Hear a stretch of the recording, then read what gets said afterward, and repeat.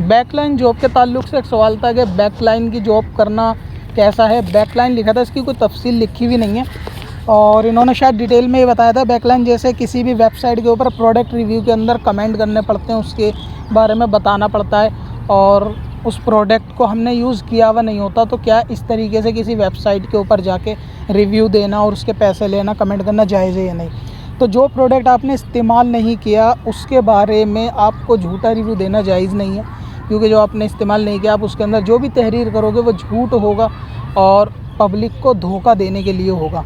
क्योंकि आपके कमेंट्स या रिव्यू पढ़ने के बाद कोई बंदा उस प्रोडक्ट को यूज़ करेगा और आप उसमें जो जो खासियत बताओगे, क्योंकि आपने उसे इस्तेमाल नहीं करा तो आपको ये मालूम ही नहीं कि उसमें वो फैसिलिटी है या नहीं है।